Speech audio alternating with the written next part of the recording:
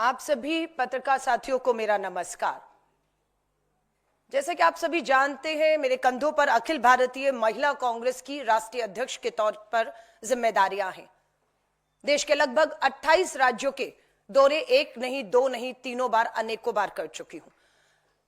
अभी 10 दिन के दौरे करके मैं कल ही दिल्ली लौटी और खबरें जो देश भर से हमारे सामने, खासतौर से नाबालिग बेटियों के साथ जघन्य अपराध, कोई भी खबर पड़ेगा ये खबरें आपको हिलाकर रख देंगी।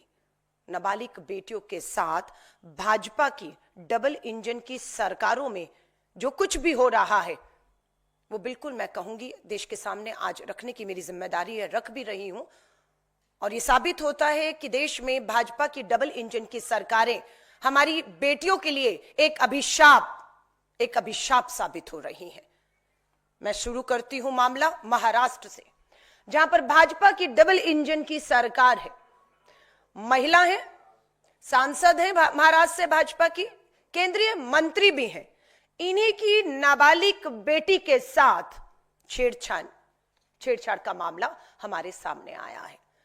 केंद्रीय मंत्री रक्षा खड़से की नाबालिग बेटी और दोस्तों के साथ छेड़खानी होती है।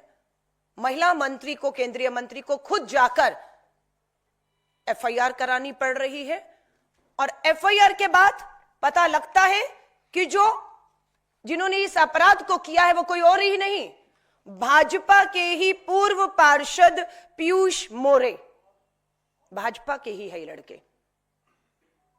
और इनकी तस्वीरें देवेंद्र फडणवीस मुख्यमंत्री जी के साथ, पूर्व मुख्यमंत्री राज्य के उप मुख्यमंत्री के साथ, भाजपा नेताओं के साथ, इन अपराधियों की, जो अपनी ही भाजपा की नेता केंद्रीय मंत्री की नाबालिग बेटी को छेड़ने में भी एक बार सोचते या डर नहीं आता है, क्योंकि कहीं ना कहीं पार्टी के भीतर ही दिख रहा है कि चल क्या रहा है। सरकार, भाजपा की डबल इंजन की सरकार किसे समर्थन दे रही है, ये अपने आप में बेहद गंभीर मामला है। मुझे लगता है बिल्कुल केंद्रीय मंत्री हैं, महिला हैं, रक्षा खर्च से, अगर इन्हें न्याय नहीं मिलता तो उन्हें प्रोटेस्ट के तहत इस्तीफा देकर सरकार से बाहर आकर बेटी अपनी ही नहीं, दूसरी बेटियों जिनका जिक्र मैं करने वाली हूं, उनकी लड़ाई को लड़ना होगा। 8 मार्च को, आज से ठीक 3 दिन के बाद, अंतर्राष्ट्रीय महिला दिवस, महिला सम्मान समारोह होंगे। लेकिन इन बेटियों के साथ जो अपराध हो रहा है, इस पे आप पर्दा कैसे डालेंगे, इसे आप कैसे सेलिब्रेट कर सकते हैं या करेंगे, ये सवाल मैं पूछने के लिए हूं। महाराष्ट्र ही राज्य मैंने डबल इंजन का लिया तो पहला वाक्य आपका सामने, और दूसरा पुणे में चाकू की नोक पर 19 साल की लड़की से गैंग रेप का वीडियो बनाया गया और वायरल किया गया और न्याय नहीं है। यह महाराष्ट्र के पुणे की घटना है। गैंग रेप 19 साल की बच्ची के साथ और वीडियो बनाया गया, कोई कार्रवाई नहीं है।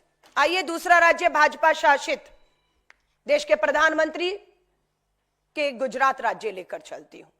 गुजरात में पिछले 9 साल में हमने पता किया 17,000 मामले, बेटियों से जुड़े मामले, बलात्कार, छेड़खानी, अपहरण के मामले, 17,000 मामले गुजरात राज्य में है। ये बेटी बचाओ का नारा देश के प्रधानमंत्री देते हैं अपने ही राज्य में। 17,000 बेटियां न्याय मांग रही हैं प्रधानमंत्री जी।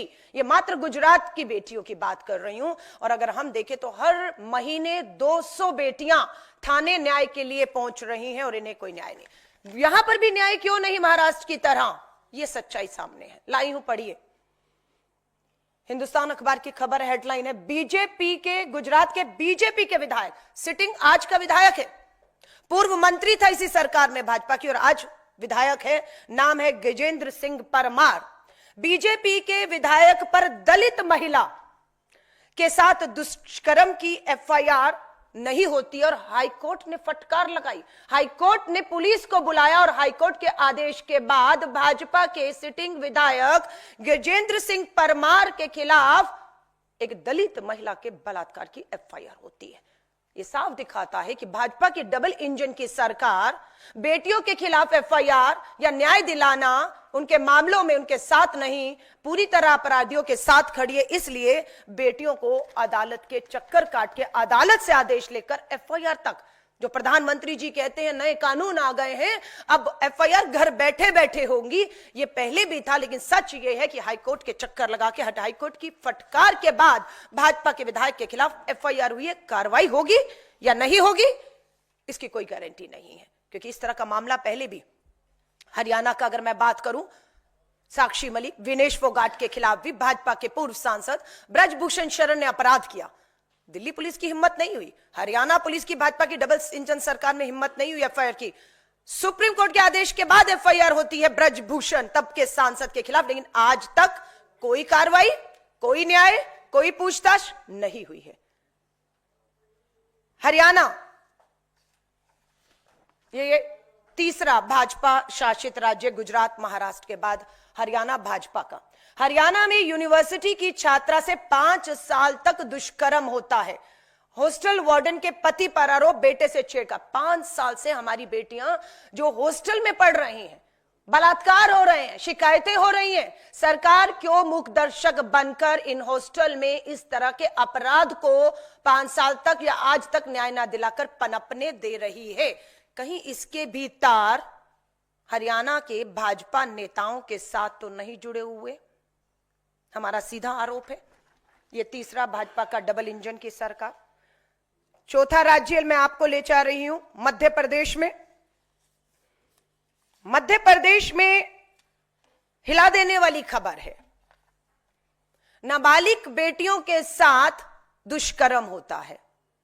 3 नाबालिग बेटियों के साथ मध्य प्रदेश के टीकमगढ़ में अपराध होता है, जिसमें से 5 साल की बच्ची भी है। इन 3 बच्चियों में मात्र 5 साल की, मध्य प्रदेश के टीकमगढ़ में 5 साल की बच्ची के साथ भी अपराध हुआ है, जो बुरी तरह से घायल है, खून में लथपथ, हॉस्पिटल में इलाज चल रहा है। बच्ची की उम्र 5 साल है। और इसमें जो दूसरी नाबालिग बेटी है, जिसकी उम्र, जबलपुर का यह मामला है, 14 साल है, उसने आत्महत्या कर ली है। मात्र 14 साल की बच्ची,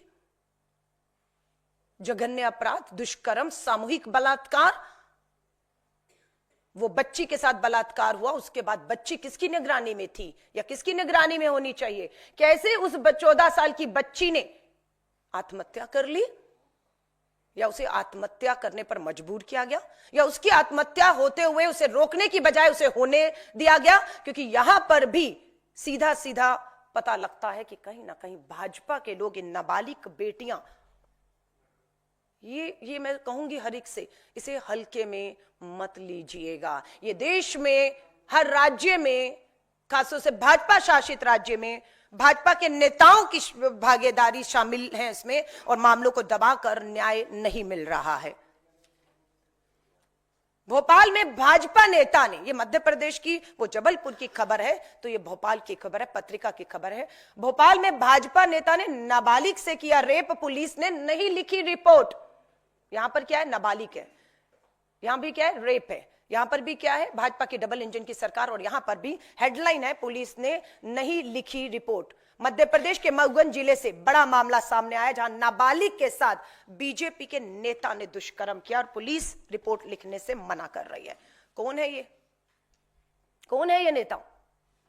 अखिल भारतीय विद्यार्थी परिषद के पूर्व संगठन मंत्री हैं मऊगंज से, जिसने दुष्कर्म किया है और कार्रवाई नहीं हो रही। अखबारों में फोटोएं हैं, तस्वीरें हैं, पत्रकारों ने इनकी जांच की तो पता लगा ये नाबालिग बेटियों का बलात्कार करने वाले कोई और नहीं, या तो ये भाजपा के सिटिंग महाराष्ट्र जो है आपके महाराष्ट्र में पूर्व पार्षद है, गुजरात में सिटिंग विधायक है, और यहां पर अखिल भारतीय विद्यार्थी परिषद का महामंत्री है, जिसने नाबालिग बेटी का बलात्कार। आप सब में एक ही चीज देखेंगे कि भाजपा की डबल इंजन की सरकार है, बेटियां नाबालिग हैं, दोषी भाजपा के बड़े नेता हैं, सरकार सत्ता का संरक्षण है, पुलिस एफआईआर नहीं कर रही, और बेटियों को न्याय के लिए अदालत जाना पड़ा, और अदालत की फटकार के बाद एफआईआर होती है। ये सब मामले पूरे के पूरे एक जैसे हैं, जिसे मुझे महसूस हुआ कि दिल्ली में अपना दौरा में जो खत्म करके आई कि सबसे पहले मुझे देश के सामने इन हकीकत को रखना है। टीकमगढ़ में नाबालिग रेप में हिरासत में बीजेपी नेता, आरोपियों को अपने होटल में दी थी जगह। यह भी भाजपा का नेता है, अपने होटल में, जिनका नाम है संजू यादव, ये भाजपा के नेता हैं। इन्होंने अपने होटल में दो शख्स जो नाबालिग बेटी को अपहरण करके लाते हैं, जिसकी जानकारी भाजपा के संजू यादव को थी कि मेरा होटल है, बेटी लाई गई है, एक कमरे में 3 लोग हैं, बलात्कार होता है, वीडियो बनाया जाता है और ये सब भाजपा की नेता की जानकारी में, संरक्षण में, उसी के होटल में होता है और पुलिस एफआईआर की हिम्मत नहीं दिखाती है। यह दबाव बना, मध्य प्रदेश कांग्रेस ने दबाव बनाया। उस दबाव में मात्र क्या हुआ, अपना पल्ला झाड़ने के लिए भाजपा ने आज अपने इस नेता संजू यादव को बोला हमने पार्टी से निकाल दिया है। कब? जब कांग्रेस सड़कों पर आई, जब मामला सामने आया, तब आपने सिर्फ ये कह दिया अपने पार्टी से बाहर कर दिया। तो पार्टी से मात्र बाहर करने से न्याय मिल जाता है? सरकार आपकी है, अपराध आपकी सरकार में आपके लोग कर रहे हैं और आप इस तरह से पल्ला नहीं झाड़ सकते, क्योंकि इसके भी तार केंद्रीय मंत्री से जुड़े हुए हैं। सो इनके होटल में जो खेल चल रहा है उसमें भाजपा के बड़े नेता, केंद्रीय मंत्री, विधायक शामिल हैं। यही बचा रहे हैं इन्हें। अंकिता भंडारी का मामला आपको याद होगा, उत्तराखंड का। भाजपा के नेता के रिजॉर्ट में उस बेटी को गलत काम के लिए उकसाया गया, उसने मना किया, विरोध किया और उसकी लाश मिलती है हम लोगों को। वो भी एक मामला है। ये 6 राज्यों के बाद उत्तराखंड 7वां वो भी राज्य जो मुझे याद आ रहा। ये मध्य प्रदेश का जबलपुर, भोपाल, टीकमगढ़, यहां के भाजपा नेताओं के। 5वां राज्य भारत की राजधानी दिल्ली, जहां पर भाजपा की डबल इंजन की सरकार है अब, लेकिन पहले से ही पुलिस, कानून व्यवस्था केंद्र के हाथों रही है। पिछले 10 साल की अगर मैं बात करूं, दिल्ली शर्मसार, 1 महीने में, ये 4 फरवरी की रिपोर्ट है, अभी एग्जैक्ट आज से 1 महीना पहले की खबर है। दिल्ली शर्मसार 1 महीने में हुई 101 दरिंदगियां की घटना। राजधानी दिल्ली में 1 महीने में 100 से ऊपर बेटियों के साथ हर महीने गलत काम हो रहा है। हर दिन 3 महिलाओं और किशोरियों के साथ बलात्कार राजधानी दिल्ली में हो रहे हैं। संसद का सत्र शुरू होने जा रहा है। 8 मार्च को अंतर्राष्ट्रीय महिला दिवस मनाया जाएगा, जश्न मनाए जाएंगे और इन बेटियों के घाव पर नमक छिड़का जाएगा। और 10 तारीख से संसद का सत्र भी शुरू होने वाला है। केंद्रीय मंत्री रक्षा खड़से के समर्थन में कितनी महिला सांसद भाजपा की केंद्रीय मंत्री खड़ी रहती हैं, ये हम दिखाएंगे। लेकिन कांग्रेस की महिला सांसद, चाहे लोकसभा हो, चाहे राज्यसभा हो, चाहे सड़क में, संसद में हमारी सांसद और सड़क पर महिला कांग्रेस खड़ी रहेंगी इन बेटियों को न्याय दिलाने के लिए, क्योंकि पानी सर से ऊपर गुजर रहा है। ये वो घटनाएं हैं जो कहीं ना कहीं अखबार, मीडिया के माध्यम से थानों में पहुंचकर हमारे तक पहुंच गई हैं। बहुत सी खबरें अभी तक दफन कर दी गई हैं, चाहे उन्हें डराया गया, धमकाया गया, दबाव दिया गया, और ये सब भाजपा शासित राज्य हैं। आइए राजस्थान भी ले चलती हूं।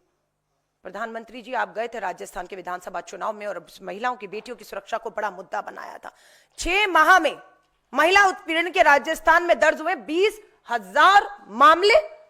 6 महीने 20,000 बेटियां। आपके लिए मामले हो सकते हैं, हमारे लिए वो 20,000 बेटियां हैं हमारी।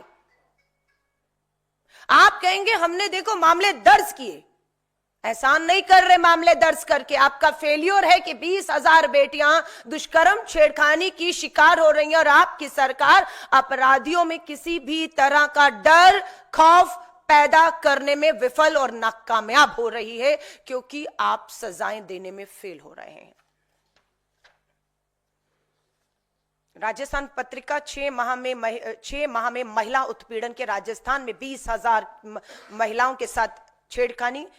मोदी शाह अब चुप क्यों हैं? आइए एक और आपको दिखाती हूं। यह आसान नहीं है मेरे लिए दिखाना। महिला हूं, मां हूं और बेटी की उम्र यहां पर मात्र 4 साल है।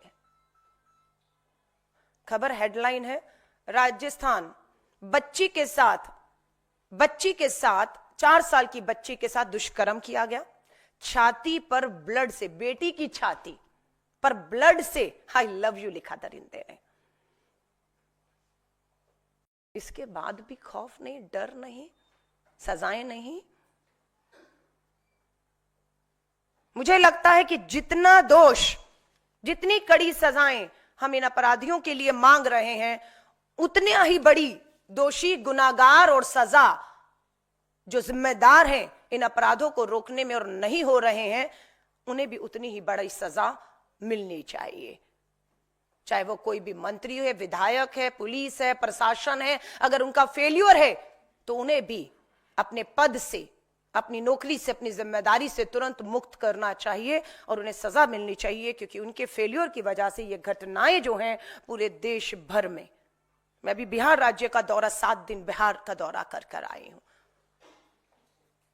बिहार में भी हालत बहुत बेहतर इन राज्यों से नहीं है, लेकिन भाजपा की डबल इंजन की सरकारों में इतना दबाव पुलिस प्रशासन पर है, इवन मीडिया के दबाव के बावजूद आप सोचिए कि खबरें नहीं बाहर निकलें, दबाने की कोशिश के बावजूद मैं देखती हूं फिर भी हर अखबार भाजपा शासित इन राज्यों की इन महिलाओं, नाबालिग बेटियों के बलात्कार, हत्या, अपराध, 14 साल की बच्ची का आत्महत्या का मामला, सिर्फ सबूत नष्ट करने हैं, दोषियों को बचाना है। अखिल भारतीय महिला कांग्रेस ने ठाना है कि हम इसे हल्के में कतई नहीं लेंगे। 10 मार्च से संसद का सत्र शुरू हो रहा है। देश के प्रधानमंत्री जी बेटी बचाओ के नारों से संसद की दीवारें अंदर और बाहर गूंजने वाली हैं। हम आपको आराम और चैन से नहीं बैठने देंगे। आपकी सरकार की केंद्र सरकार हो, भाजपा शासित डबल इंजन की सरकारों की जिम्मेदारी, जवाबदेही हम तय करेंगे। हम पूछेंगे आपसे कि क्यों इस देश में खौफ और डर अपराधियों में नहीं कम हो रहा है, क्यों आपके नेता इन्हें समर्थन दे रहे हैं और आप बेटी बचाने की बजाय इन अपराधियों को और अपने नेता जो इसमें शामिल है उसे बचाने का प्रयास पिछले 10 सालों से कर रहे हैं, और हद से बदतर हालात हमारी इस बेटियों के लिए हो रहे हैं। बिल्कुल इस संसद सत्र में बेटियों की सुरक्षा का मुद्दा सबसे प्रथम रहेगा, लेकिन दूसरा मुद्दा महिला आरक्षण कानून। लंबे एक संघर्ष के बाद पास तो हो गया, कानून तो आ गया, पर लागू नहीं हो रहा है। हम केंद्र की भाजपा सरकार पर पूरी तरह से इस पूरे संसद सत्र के दौरान दबाव बनाने वाले हैं कि 33% महिला आरक्षण कानून को तुरंत आज और अभी संसद सत्र में चर्चा करके लागू करने पर जो है विचार किया जाए। अगर नियत होगी तो मुझे पूरा विश्वास है, अभी 6 महीने बिहार चुनावों में है, 243 सीटों पर चुनाव है बिहार की विधानसभा में इसी साल अक्टूबर नवंबर में। अगर नियत होगी तो आरक्षण जो पास है वो लागू भी होगा, और बिहार पहला ऐसा राज्य हो सकता है जहां पर महिला आरक्षण के तहत विधानसभा चुनाव भी हो। लेकिन सरकार की पूरी कोई नियत नहीं लग रही, और मुझे लगता है कि जब देश की विधानसभाओं में, देश की लोकसभा में इस आरक्षण के लागू होने के बाद हमारी आधी आबादी जब सदन में पहुंच जाएगी, तब इन्हें भी ये जो आधी आबादी को न्याय नहीं मिल रहा है, मुझे पूरा भरोसा है जब ये आधी आबादी सदन में पहुंचेगी तो इस आधी आबादी को खासतौर से जिसमें हमारी नाबालिग बेटियां 4 और 5 साल की, 14 साल की शामिल हैं, उन्हें न्याय तब मिल पाएगा। क्योंकि सच तो यह कि अब न्याय नहीं मिल पा रहा है, क्योंकि महिलाओं की भागीदारी विधानसभा और लोकसभाओं में ना के बराबर है, और जो आवाजें हैं वो सुनाई नहीं दे रही हैं, वो नाकाफी है। इसलिए इन दोनों चीजों को लेकर महिला सुरक्षा प्रथम पर रहेगा, और आरक्षण को लेकर अखिल भारतीय महिला कांग्रेस पूरे देश के हर राज्य की, हर राजधानी, हर जिले में पूरे इस संसद सत्र के दौरान अपना रोष प्रदर्शन, हमारी मांग आरक्षण लागू करना, बेटियों को सुरक्षा, बेटी बचाओ के नारे के तहत हम पूरे इस आंदोलन को उठाएंगे। और मैं आप मीडिया पत्रकार साथियों को कहूंगी, मुझे मालूम है देश में बहुत सी ब्रेकिंग न्यूज, टीआरपी और जिस तरह के टीवी में देखा जा रहा है, आपस में लड़वा कर झड़वा कर किस तरह की भाषा, किन लोगों कहां जा रहा है देश, मुद्दे क्या हैं और क्या 24 घंटे टीवी पे दिखाया जा रहा है। ये सच्चाई जिम्मेदारी बनती है कि हालात बद से बदतर हो रहे हैं, आधी आबादी का जीना मुश्किल हो रहा है।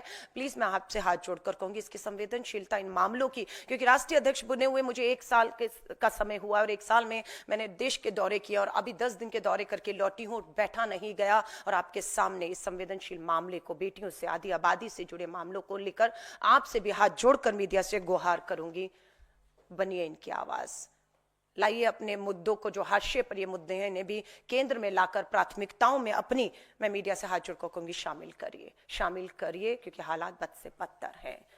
धन्यवाद। आप साथियों का कोई सवाल हो इससे संबंधित, उनका स्वागत है।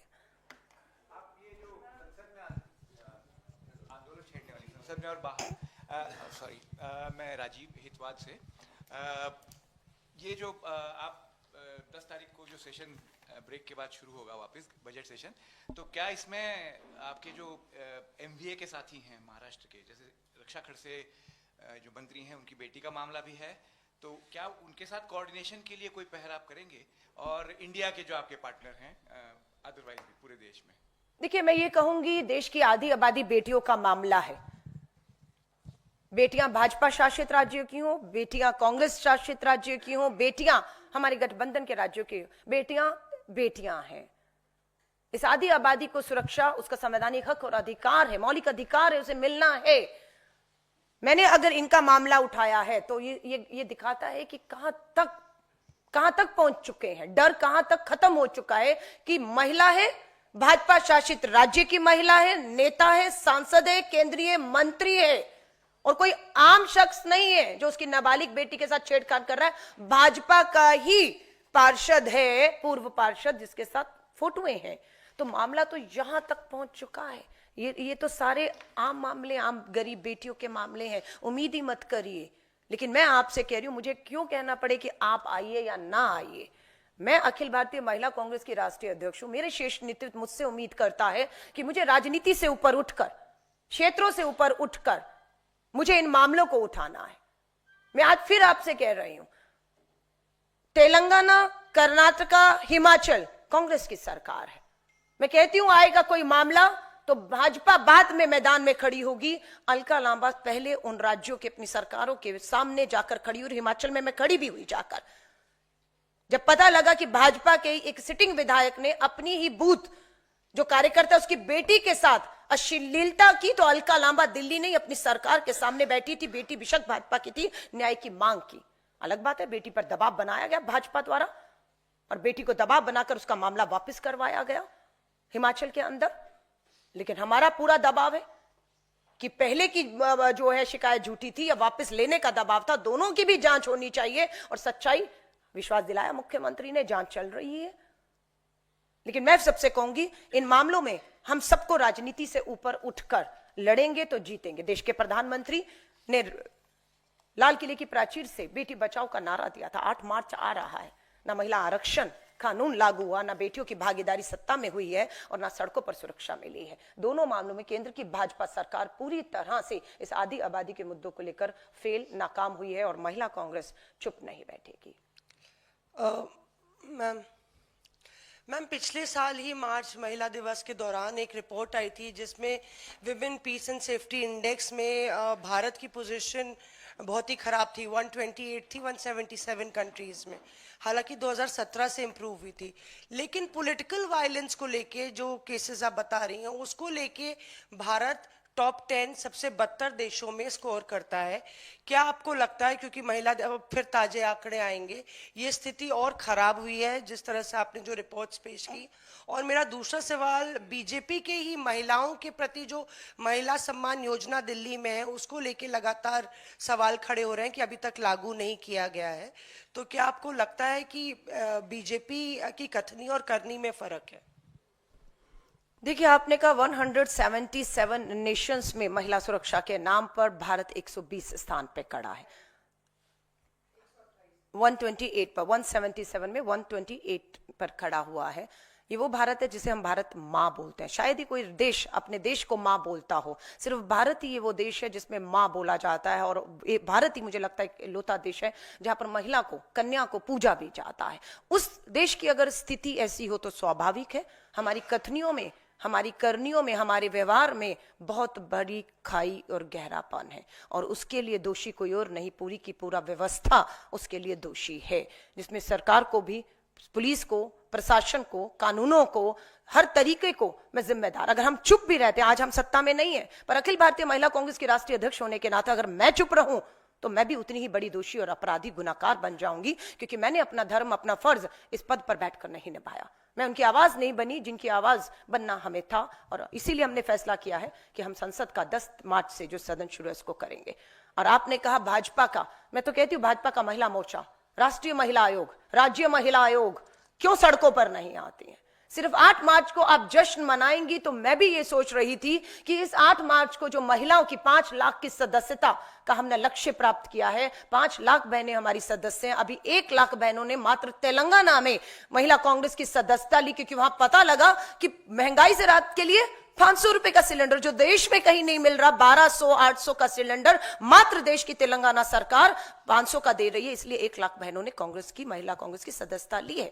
वहां पर महिलाओं को फ्री बस यात्रा है। दूसरे नंबर पे कर्नाटका में महिलाओं ने 65,000 महिलाओं ने कर्नाटका में महिला कांग्रेस की ऑनलाइन सदस्यता ली, तो पता लगा वहां पर फ्री बस यात्रा के साथ साथ 2,500 रुपया महीना मिलता है हमारे वहां पर।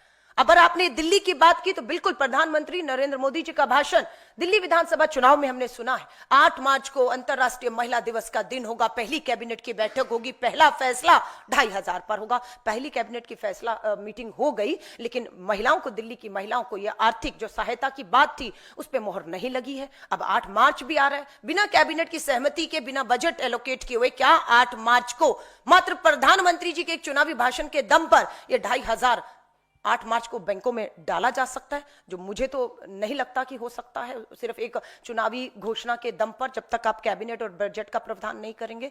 अब ये 8 तारीख को हम देखेंगे और उसके बाद करके मध्य प्रदेश के ही एक नेता को, आपने उनके मंत्री को सुना, कोई बड़ी बात नहीं है, 2,500 नहीं दे पा रहे अपने राज्यों में। महाराष्ट्र में भी हमने देखा और कहा जा रहा है कि भीख मांगने की आदत हो गई है। ये शब्द भाजपा के मंत्री ने मध्य प्रदेश में बोला कि भीख मांगने की आदत हो गई है। हार लाते हो तो साथ में एक अर्जी भी ले आते हो, ये भीख मांगना बंद करो। हाँ, वोटों की भीख मांगते हैं, तब समझ नहीं आता कि आप झूठ बोलकर उन्हें गारंटियों का लालच देकर फंसा रहे हैं और बाद में आप इस तरह से करेंगे। मैंने महाराष्ट्र की पूरी रिपोर्ट को पढ़ा है। लाडकी बहना योजना में महाराष्ट्र में जो पैसा देना था वो चुनाव में से पहले कैबिनेट मीटिंग में फैसला किया गया, हम देंगे, और चुनाव आ रहे थे, 2 महीने की किश्त चुनाव से पहले दे दी गई। लेकिन चुनाव के परिणाम आने के बाद 3 महीने से बहनों को 1,500 रुपए की किश्त महाराष्ट्र में नहीं दी जा रही। मैंने वहां पर भी महिलाओं से बात की तो यहां तक पता लगा, अरे आप किश्त की तो बात छोड़ दीजिए, हमें डराया और धमकाया जा रहा है। हमें यह कहा जा रहा है कि आपकी जांच हो रही है, आपने गलत पैसा तो नहीं ले लिया। अरे आपने चुनाव से पहले एप्लीकेशंस दी, लोगों ने, महिलाओं ने एप्लीकेशन भर दी, आपने खाते में बिना एप्लीकेशन जांच के पैसा डाल दिया। आज उन पे कार्रवाई हो रही है कि पैसा लौटाइए। देने की बजाय महाराष्ट्र की सरकार भाजपा की कह रही है पैसा लौटाइए, नहीं तो आपके ऊपर कानूनी कार्रवाई होगी। महिलाएं डरी हुई हैं, उनको पहले नहीं बताया गया महाराष्ट्र सरकार ने। मेरी बहनों से लगातार बात हो रही है, मैं महाराष्ट्र भी जाने वाली हूं, उन सभी करोड़ों बहनों से मिलने वाली हूं। पहले नहीं बताया गया था जब फॉर्म भराया गया कि आपकी सालाना इनकम 2 लाख से ऊपर हुई तो नहीं मिलेगा, नहीं बताया गया। महिलाओं ने भर दिया, आपने बिना जांच के उनकी एप्लीकेशन स्वीकार भी की, पैसा भी आप ही ने डाला। ये नहीं कहा गया था कि आपके पास 4 व्हीलर जो है वो होगा तो आपको नहीं मिलेगा। सेकेंड हैंड गाड़ी 60-70 हजार रुपए की मारुति किसी ने खरीदी हुई है, 4 व्हीलर है उसके पास, उस महिला ने भी भर दिया है। अब उसमें कि पुरानी कोई योजना का लाभ तो नहीं ले रहे सरकारी, अब उसने कहा मेरे घर तो राशन आ रहा है। अब ये सरकारी योजना में है या नहीं है?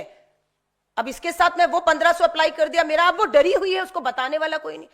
तो ये जो खेल चल रहा है कि पहले वोट से पहले अब लाडकी बहना, महिला, बेटी सब पर बात करेंगे, और चुनाव वोट जीतने के बाद आप उन महिलाओं को डराएंगे, धमकाएंगे, पैसा वापस ना देने पर कानूनी कार्रवाई करेंगे। ये महाराष्ट्र में हो रहा है और हाँ, महिला कांग्रेस इसे छोड़ेगी नहीं। उसके लिए अलका लांबा, महिला कांग्रेस राष्ट्रीय अध्यक्ष, कांग्रेस को, मेरी महिला कांग्रेस की 5 लाख देश में सदस्यों को कोई भी कीमत चुकानी होगी, हम उस कीमत को चुकाने के लिए तैयार हैं। लेकिन इस लड़ाई को हम सदन से लेकर सड़क तक पूरी ताकत, पूरी मजबूती के साथ, बिना रुके, बिना डरे, आपकी जेल की सलाखों के पीछे भी मत डालिए मुकदमे। अभी हमने एक प्रोटेस्ट किया था जंतर मंतर पर, सुरक्षा, आरक्षण और महंगाई को लेकर। हमारी कितनी बहनों पर एफआईआर हुई, रोज थाने बुलाया जाता है, मामले कोर्ट में डाल दिए गए, वकील देने पड़ रहे हैं, लेकिन हम डरने वाले नहीं हैं। हम भी ये देखेंगे कि कितने मामले आप हम पर दर्ज करते हैं। 5 लाख की 5 लाख सदस्य बहनों पर भी मामला दर्ज होता है, तो ये हमारे लिए एक सम्मान की बात होगी और मेडल होगा हमारे गले में। वो एफआईआर हम डाल के घूमेंगे, आप करिए हमारी एफआईआर। लेकिन महिला कांग्रेस चुप नहीं बैठेगी। हमारे राष्ट्रीय अध्यक्ष मल्लिकार्जुन खड़गे साहब, श्री राहुल गांधी जी, पूर्व कांग्रेस अध्यक्ष, सांसद, नेता विपक्ष हैं लोकसभा में। प्रियंका गांधी जी भी अब सांसद के तौर पर लोकसभा में बैठी हुई हैं। हमें पूरी तरह से केसी वेणुगोपाल जी सभी से पूरी तरह से निर्देश है, ताकत है, और कहा गया कि महिला कांग्रेस को किसी भी तरह के कोई भी ताकत, समर्थन, सपोर्ट, किसी भी तरह का कोई कानूनी मदद चाहिए होगी, अखिल भारतीय कांग्रेस कमेटी महिला कांग्रेस के साथ, हर कार्यकर्ता के साथ ताकत बन के खड़ी है। इसके लिए मैं अखिल भारतीय कांग्रेस कमेटी के शीर्ष नेतृत्व का तहे दिल से धन्यवाद भी करती हूं कि वो हमारे पीछे ताकत बनकर खड़े हैं। तभी हम हिम्मत दिखाकर इस तानाशाह सरकार से लड़कर अपनी बेटियों की सुरक्षा, मान, सम्मान और इनकी भागीदारी की लड़ाई को हम आगे बढ़ा पा रहे हैं। अलका जी, आज मध्य प्रदेश के मुख्यमंत्री मोहन यादव ने कहा कि उनकी सरकार की जीरो टॉलरेंस नीति का परिणाम है कि वहां पर महिलाओं के खिलाफ अपराध में कमी आई है। वहीं आंकड़े कुछ और बयां करते हैं। मध्य प्रदेश सरकार का आंकड़ा है 75% जो महिलाओं के खिलाफ अपराध होते हैं उसमें अपराधी बच निकलते हैं। उसमें सबसे बड़ी वजह यह होती है कि उन महिलाओं पर दबाव डालकर उनका बयान बदलवाया जाता है। मैं आपसे बिल्कुल सहमत हूं, ये लगातार हो रहा है और मैं हाथ जोड़कर मीडिया से ये मदद मांग रही हूं, क्योंकि इस देश के लिए जितनी जिम्मेदारी किसी की है उतनी मीडिया और हम सबकी मिलकर है। ये देश हमारा है, ये बेटियां हमारी हैं और ये सब खुले आम हो रहा है। ये लड़ाई अकेली महिला कांग्रेस या अकेली कोई महिला नहीं लड़ सकती, इसलिए मैं आपका साथ मांग रही हूं। आपने सही कहा, ये जो दावे हैं ये खोखले हैं, चाहे वो मध्य प्रदेश के मुख्यमंत्री हो, चाहे गुजरात हो, चाहे छत्तीसगढ़ हो, चाहे राजस्थान हो, चाहे दिल्ली हो, इन सबके दावे खोखले हैं। सच्चाइयां कहीं ना कहीं दबाने के बावजूद भी सामने आ रही हैं। ये भाजपा के राजस्थान, गुजरात की जो मैंने आपको खबर दिखाई है, वो गुजरात का सिटिंग विधायक है। आपने टीकमगढ़ वाले को तो पार्टी से निकाल दिया दबाव में। मैं पूछना चाहती हूं कि गुजरात के इस विधायक को आपने पार्टी में अभी तक क्यों बनाए हुआ है? मैं ये पूछना चाहती हूं प्रधानमंत्री नरेंद्र मोदी जी, प्लीज बताइए कि ये जो गुजरात का विधायक जिसपे इतने गंभीर आरोप लगा है, गजेंद्र सिंह परमार, पूर्व मंत्री, विधायक, दलित के महिला के बलात्कार में पार्टी का सम्मानित सदस्य क्यों बना हुआ है? प्रधानमंत्री जी,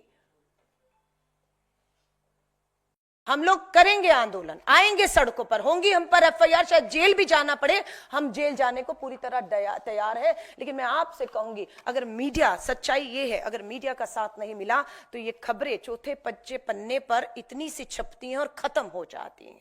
ये कुछ अखबारों ने हिम्मत की कि बिना डरे कि इनके राज्यों में इनके नेताओं के नाम के साथ हेडलाइन बनाया है, इन्होंने हेडलाइन बनाया, मैं हिम्मत की दाद देती हूं, इन पे भी दबाव आया होगा, लेकिन नहीं, हेडलाइन बनी है। उसके बाद अलग बात है कि मामले खत्म हो जाते हैं। हेडलाइन बनी, हिम्मत दिखाई गई, उसके बाद हर एक की हिम्मत तोड़ने का एक काम सत्ता में बैठे लोग कर रहे हैं और प्रधानमंत्री नरेंद्र मोदी जी इसे मूक दर्शक बनकर देख रहे हैं। मैंने कल ही पत्र लिखा, उसकी कॉपी मैं आपके साथ शेयर जरूर करूंगी।